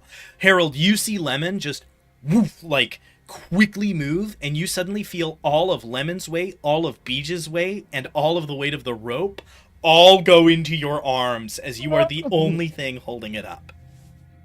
Here's what I need. Lemon, I need a strength or a dexterity saving throw to grab the rope at the end of your jump. Bartholomew Dex is save. screaming. Not to grab the rope, to grab Beige. Actually, you know what? Saving throw. My strength is better. I have +7 on that. Okay. DC's not too high. Bartholomew, he chants to Alright. boon Bardic Inspiration. Okay, Oh, and nice. you also, Lemon, feel a blessing of luck, and you have a bardic inspiration. I believe a D8, right? That's where we settled on last Yeah, time. Okay, D6. D6. Is it six still? D6. Okay, Lemon Because result. you're a low level bard. Yeah. Is that a one-time use? Do Yes. I have to? You don't have to save burn it? it. Cool. I'm saving it. Okay. What was the result of your I- check? So 17 + 7, so 24. 24. Beige, you've never been so grateful to be spear tackled by somebody going 40 miles an hour before. You are tackled hard into the air, and the both of you swing out, around, and slam into the canyon wall, and then come back to center. You both take... I rolled quite badly. 3 points of bludgeoning damage as you rail into the wall of the canyon side. Cool. I want to do something stupid. If I Again? can. I would recommend Uh, it because this is quite dire. Yeah. As we hit, I want to jump off of that wall back. To Great. try and get to the porthole. So what that would do is triple your jump distance. Your Um, dump distance. Distance. That would yeah, triple so your jump jump. distance, right? So what is your strength score? What is your actual My strength? strength score is 18. So that's the number of feet you can jump horizontally. So 18 times 3, right, would put us at 18, 36, 52. So 52 will get you halfway there. What it'll do most importantly is it'll get you up to the actual surface of the hive. Mm-hmm. So you reach back and using that same jump, propel yourself forward. You guys arc about halfway up. Harold, you are gritting your teeth, leaning back as you manage. You are getting up and close to the wall. You can see the hatch. It's only about another 50 or 60 feet away. So a couple of options open up very quickly, right? Mm. Beige, you could Misty Step right now, and you would appear there. You would be depending on how you sort of interpreted it, you would either be abandoning Lemon or making it so Lemon doesn't need to hold you up anymore. That would be your choice how you thought of it. Lemon, you can try and jump again. It is going to require an amount of aim that is going to need an acrobatics check to pull off successfully. The DC for that will be 15. And he got that bardic inspiration. I do still have that. So unless you have something tricky to do, you are going to have to try to sort of play pool with yourself and the rope and the door to try to make that angle happen. Yep. Yeah, I'm cool with making the acrobatics check. And so while I'm running with, I do turn to Beach. Please, Misty Step. I cannot make that jump with you on me. I was gonna say that Beach just looks at Lemon and kisses him on the forehead and says, "Got a blast," and then just Misty steps. So. Beach kisses Lemon on the forehead, says, "Got a blast," Misty steps and disappears.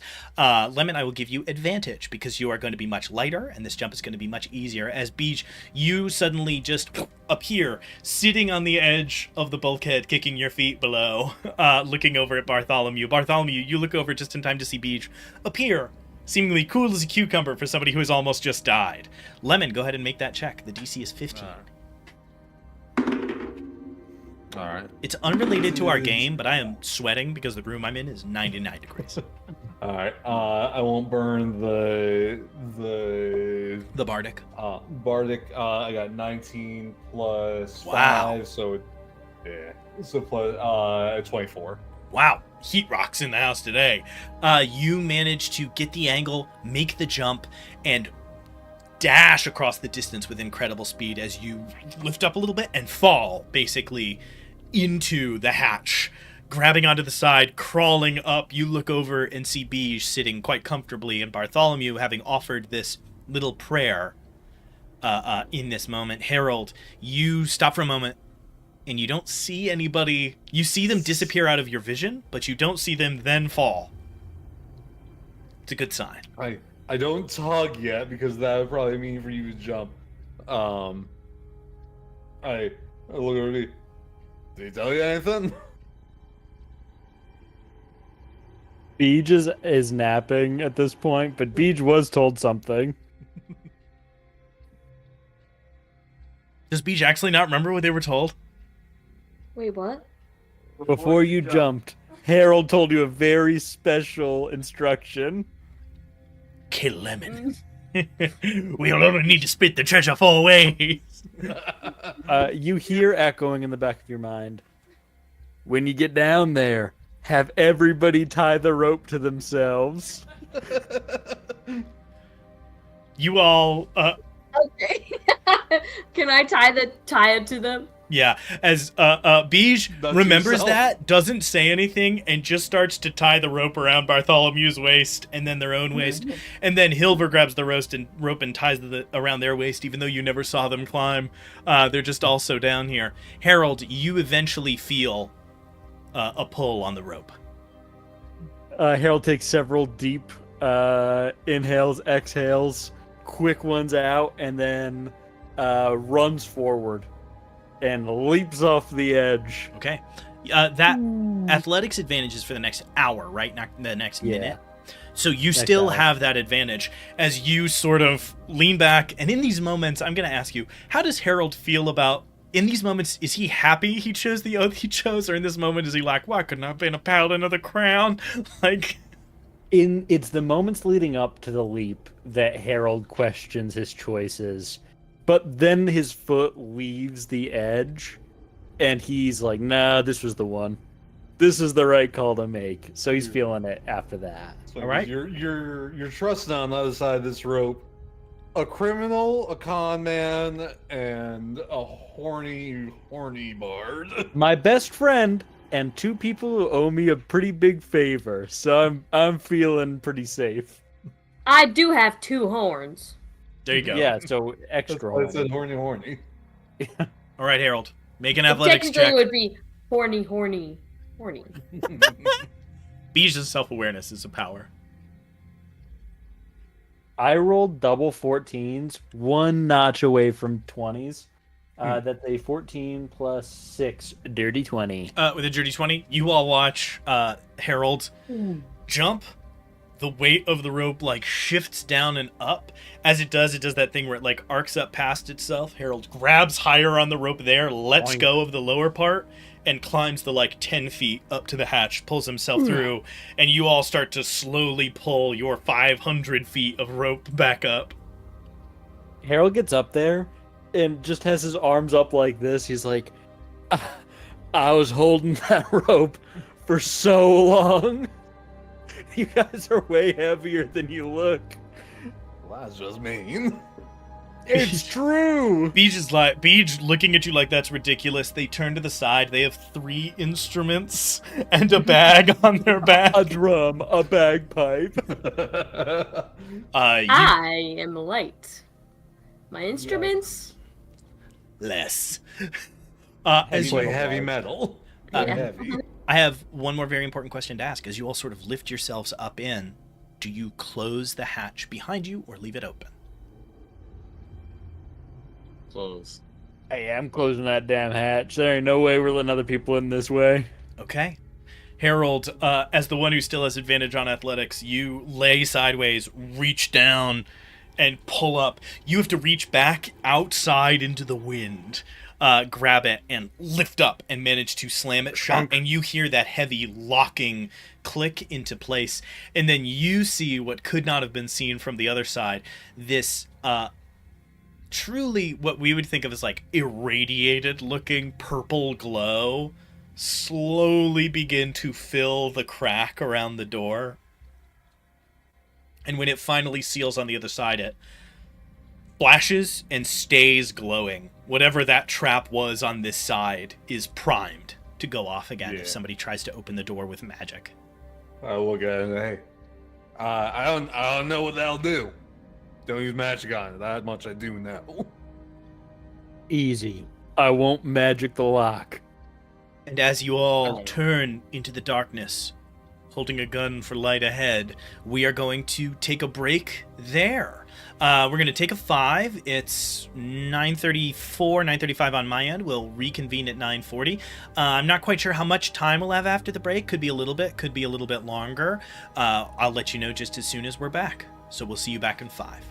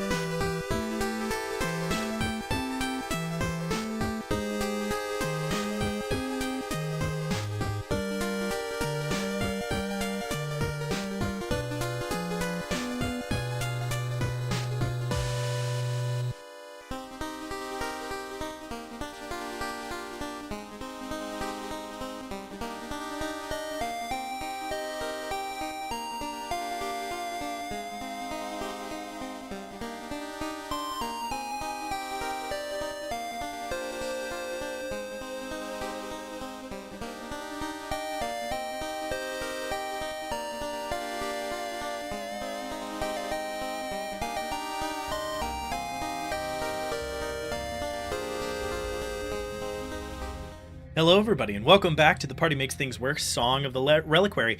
We're only going to be wrapping up in about the next 17 to 30 minutes, so this is going to be a somewhat curtailed post-bio break, but that's all right. We had a little bit of a slow start. These things, they do happen. As the door shuts behind you, only the light of Lemon's gun fills the space. Who has dark vision in the group? Is it just Beej? So It's not Beej... me. As a tiefling, you do have dark vision. You can see for, I think, 30 or 60 feet. You can see... 60. So, Beej, you can actually see well off into the darkness in front of you. When you look behind you, it only goes about 15 feet. It seems that this tunnel, whatever it is, ends, and this hatch is about 15 feet back from the actual end of this sort of hallway tunnel, whatever it is you want to call it. You are all a little bit hunched. None of you need to crawl, but you cannot stand at your full height. If any of you are on the shorter side, I believe I remember maybe Bartholomew being like 5'9" or 5'8". Bartholomew, you just kind of need to sort of slump your shoulders. Harold, you are well and truly bent over and stooped low alongside Lemon. I don't think we have a canon height for Beej. Is Beej tall? Beej short? Beej is probably 8'1", right? Beej is about 8 foot. That's what Beej says on their dating profiles. I think that I'm gonna steal your Spencer and Ethan, your like rivalry where one of you is 1 inch taller than the other. And that's like a big joke between you guys, and I think that's gonna be the same way between Harold and Beej, I think. So who's taller, Harold or Beej? I think Harold is taller by 1 inch. Yeah. So Beej You're is 6'3". Beej says, "No way, I it's am high. the It's- same height as you. So Beej If is not taller." Beej is incredibly tall. Beej is 6'3". Harold is 6'4". So the bulk of the party is sort of stooped low. It's really messing with the depth perception. It's Did you like guys miss the part where I said he was hot, or like what? It's 6'3" minimum. Everybody knows. it's like how the guy who plays Castiel on Supernatural is also tall, but he's next to two giants, and so he looks incredibly short. That is Bartholomew. As Bartholomew, the average height, I think, for sort of the bulk of people in the area I is thought Jensen looks Ackles like was 5'8", and I thought that Misha Collins was 5'4". So I don't know. Meanwhile, in the hallway, Bartholomew looks like a hobbit walking next to everybody else. You look truly quite demure. Ooh, let's be real. He's more like 5'6" with his terrible posture. That's true. He's all Hunched hunched down. out, just. As you all progress, I will ask, do we light any more lights? Does anybody have a lantern or a torch? Are we risking that much light as we forge ahead? You don't know what kind of structure you're in. You don't know where you're headed. As you begin to move, I turn things over to you all. The same black stone that comprises the outside of the structure also comprises this small tunnel that you are moving down. It is glossy and sort of lustrous, but not slippery. It has traction to it. It feels closer to stone, despite looking kind of like glass. Far smoother than the exterior, whose rough-hewn exterior faces sort of hid these entrances. Instead, you are moving on an interior area, despite being seemingly what is some kind of utility shaft, made to look very precise, very decorated, in that what the tunnel is made out of is seemingly meant to be seen to some degree. Harold also casts light on his shield. It's a big kite shield that's silver and blue in the decoration. In the middle is like a lion's head, and the lion's head illuminates with the light, and he holds it in front of him, walking forward, casting light out. Okay, so we have Harold in the front, Lemon behind him, and then Beej and Bartholomew in amongst those, able to stand where you would like, either towards the back or maybe alongside your Bartholomew compatriots. is creeping around behind the back. Just let him go ahead. He's taking the risk of if something's gonna happen. I was gonna it's say, gonna I think Beej will be in the back too. Okay. Just so like, cause there's no light back there, so Beej will like occasionally look behind the party just to see, just looking. Okay. I need to roll twice. Don't worry about it. Oh no. Don't worry. I said nothing. Silent die roll is the most dangerous thing in D&D. As you Rocks all fall, everyone dies. Rocks fall, everyone dies. As you all continue down through the tunnel, you are greeted mostly by silence. It is very quiet. Who has the highest passive perception in the party? Most importantly, does anybody have passive perception above 15? Or, because it is, I guess, possible, above 20? 16. 16. Bartholomew. It is unbelievably quiet. But in the far distance, you hear some dim vibration. At first you think it's just your own blood rushing in your ears, and then there's a moment where you stop and tell everybody else to stop, and you manage to truly be quiet for a moment. And you so faintly hear something coming from far off in the distance. There is some mechanism, some being, something is making noise in this place. It's very, very far away. It's not like hearing a radio through a wall. It's like hearing a soccer stadium that you are half a mile away from. It is very distant and garbled, but something is still running in this place. As you all continue down this tunnel, it eventually meets up with a second one and gets wider and larger, and then meets up with a third and a fourth and gets even wider and larger until eventually everybody can stand to their full height. And a little bit after that, there is some clearance above you and on either side. Eventually, the tunnel is about 20 feet wide. How do you all proceed? What are you all doing? What are you all thinking or talking about? Harold is going to keep moving forward, trying to cast that light, thinking that Lemon will be able to cast a more focused light. Harold is just giving the main cast down that entryway, trying to get a better view of what's coming up next, while they might investigate the back. Okay. Anybody else? Sounds like a good plan to me. Bartholomew is casting guidance on Beach just to make sure, in case his perception he can pick up. He's literally blind now that he hasn't really used anything. He's not trying to attract any more light. I wonder if Beach could maybe just gently go a little tiny bit ahead now and have everybody hold off for a second just to see if Sure. Beach can see anything. Okay, Beach, I need you to do two things. I need you to roll a stealth check and a perception check. The scouting duo, as it is. Let's see how quietly you move and how carefully you look. Not a great face. I remember last time when I was rolling so good. You do have guidance on the perception, which is a D4, so you can bump that.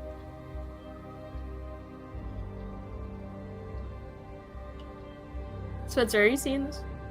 Were you rolling real dice and now you're rolling digital dice, or has it been... Spencer, you are muted. It's been fake all along. We never bought Beige real dice. Okay. I rolled an 11 for the stealth and a 9 for the perception, so Beach he's trying his best. +1 on the D4. Rolling real stinkers I on don't this know what I did. Pissed off the dice gods. I've got great news. Beach, you stealth ahead a good 30, 60 feet. This tunnel looks clear as crystal. You don't see anything that looks suspicious. You don't get the sense there's any threats at all. Eventually, you just stand up and turn around and walk back to the group, unconcerned. It's clear to you almost immediately that there is nothing here to threaten you. Looks great over there. That's good news. As Beige returns, saying it looks great everywhere, I will say, Bartholomew, you notice that Beige's right boot is covered in, they seem to have stepped in like a puddle without noticing. There's like a little bit of, what at first looks like water, but as they get closer is a little too thick. Sort of a strange, slimy consistency on the bottom of their boot. And as you notice it, Bartholomew, you also notice that their boot is gently beginning to smoke. Hey. Harold, shine down there. Take your shields. Beej, you Down look the down boot? at your right boot, and there is some, like, black slime on it that is starting to hiss and sputter and send wisps of smoke up into the air, filling your nose with this terrible smell of burnt leather and, like, sour... These are Doc Martens. Fantasy Doc Martens. What the... Doc Bardens. Doc Fartens. You take your Bach Bartons, you grab like a rag out of your bag and start to like wipe this slime off the side. The rag starts to smoke, but your shoe eventually stops and you just throw the rag over in the corner.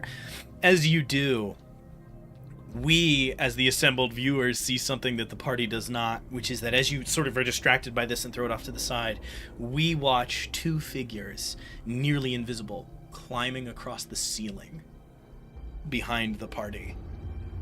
And we also watch that puddle start to climb forwards down the tunnel.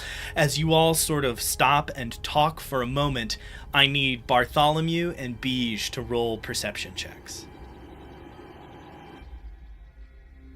And these are a little bit important. 30-20! We're back. Oh, thank We're God. so back. Thank God! Yep. 10. Bartholomew, you are like looking down at the rag, picking it up, looking and like sniffing at the acidic substance, too distracted by it. As Beej, you like wipe this off, look straight at everybody. You slowly look up and see those two figures crawling overhead.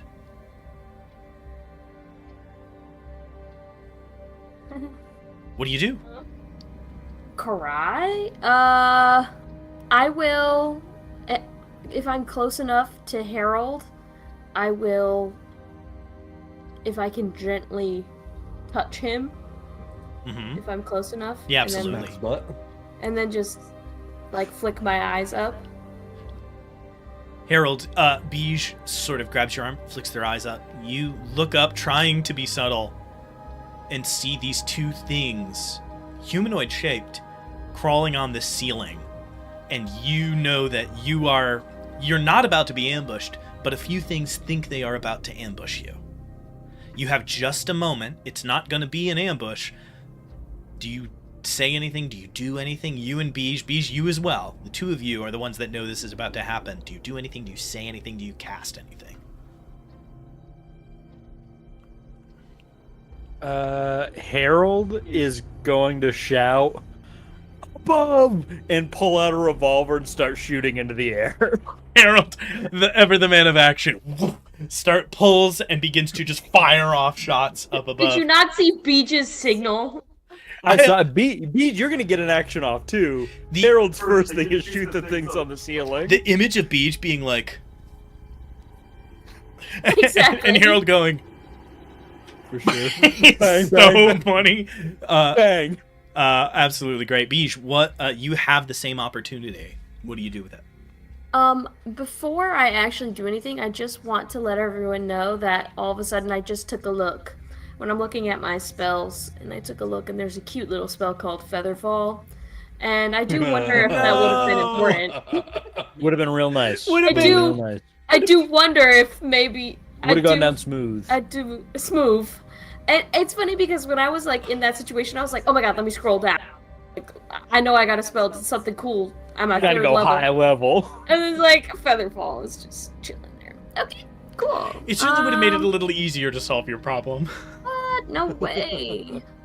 Okay.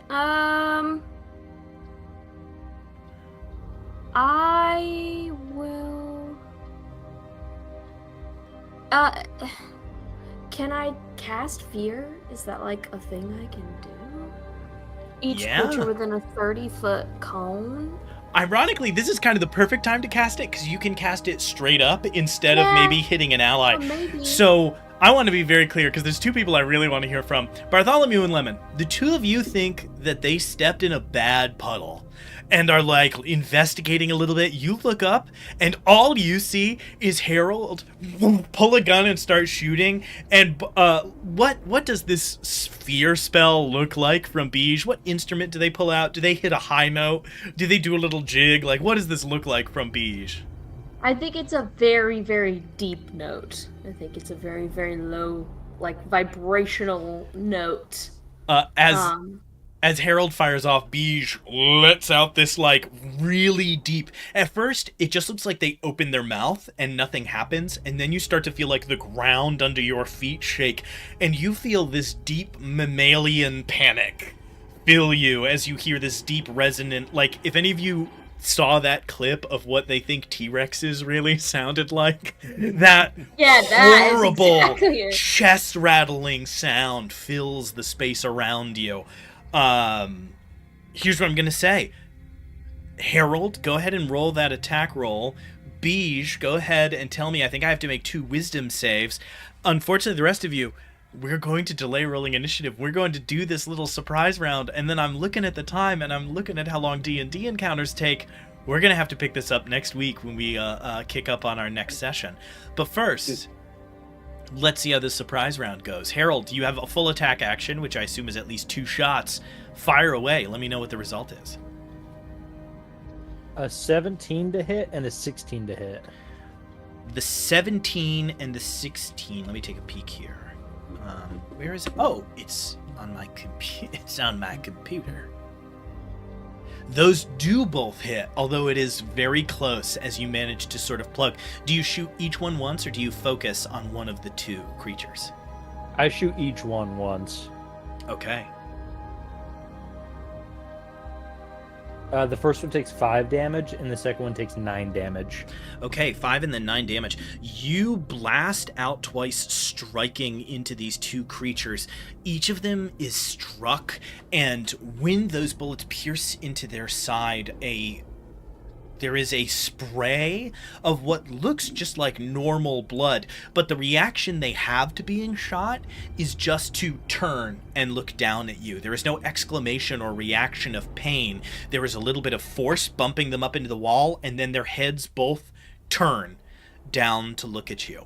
You see 2 faces staring down from the darkness. Even with your shield up, it is somewhat dim. You see deeply sallow cheeks, almost mummified looking, deep pits of eyes, and you can see that both of these figures just have smooth skin where their mouth would be. They have a nose, and they have cheekbones, and they seem to have a jawline, but there's just nothing. It is smooth. As they both look down at you, just in time for Beige to throw their hand up, and you feel this wave of force, Harold, as I need to make a couple of wisdom saving throws. And both of them are going to have disadvantage on their next attack roll before the start of my next turn. Awesome. Great. You got sap also? Yes, sir. Nice. I love it. I love the new weapon masteries. I think they are cool as heck. That is a 8 and a 14, Beige. The wisdom save is 14. Oh, one of them saves. Yeah, tie goes to the runner. So 1 saves, 1 fails. You see the one on the right, the one that is closest to Harold, just looks over at you, tilts its head to the side a little too alien to be affected by this, while the other one's sort of deep, dark pits of eyes go a little wide, and you see a change in its facial features that tells you that it does have a mouth, it's just sealed. There is just flesh in front of it as it reacts in a way that you can see it open a mouth that cannot be exposed to the air, and it starts to scramble backwards quickly like a spider leering back from somebody who has noticed it in the corner of the wall. At that same time, you all hear this roiling sound as from behind you, you watch what looked like a puddle lifts up to be a large swirling mass of thick black ooze, letting off this horrible, thick, acrid, sour smell like acid that begins to rush like a wave down the space And that is where we're going to end today's session and pick up next week. Congratulations, everybody. You've made it into the hive. You solved my door puzzle, I suppose. Thank you so much for playing. This was really great. I like these mixed sessions. There's a lot of exploration, which you don't always get the time for in these kinds of games. For those of you watching now and in the future, thank you so much for doing so. Thank you for tuning into The Party Makes Things Worse. We always have a lot of fun making it. At Foolhardy Press, you can catch 3 streams. They are all at 7:30 p.m., give or take. Today we had to start a little late. We'll either post to let you know or just hang around for a little bit of stream starting soon, and we'll be around anytime before that.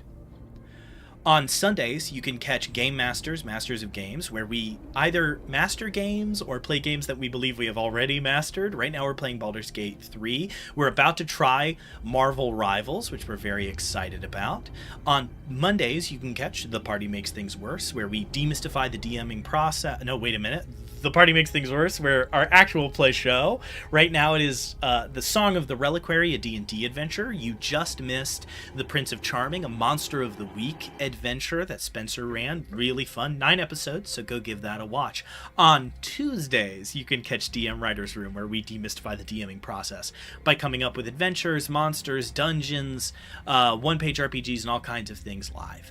Now, this next week, things are going to be real touch and go. We have a couple of streams that we know we're going to have to cancel. We have a few that are still kind of up in the air. I think we're still good for tomorrow, for Tuesday's DM Writer's Room.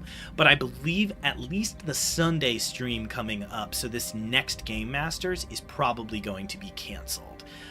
It seems like we're going to have a lot of trouble getting that together. As far as the Monday and Tuesday that follow, I just don't know yet. Look for a post on the YouTube or somewhere like that. We'll keep you abreast of where our situation is and how well we are doing this. I don't know if we're going to take any kind of... I assume we might have to take some sort of holiday break. We'll have some update for that in the near future. Check out Foolhardy Press on YouTube and TikTok. Spencer posts all kinds of great stuff on there, some advice, occasionally free stuff that we come up with in DM Writer's Room, so that might be worth your time. And then go on over to Drive-Thru-RPG, where you can see our first adventure, The Lich's Dollhouse, and where hopefully new and exciting things will be hitting sometime in 2025. Thank you all so much for watching. And itch.io for The Last Thanksgiving, a turkey-tinged vengeance tale. Oh, One-page RPG. go play The Last Thanksgiving. That was so fun to come up with. You get to break a couple eggs or toss a few ping pong balls if you want to be boring. With the price of eggs right now, I don't know. Maybe it will be ping pong balls. It is really fun.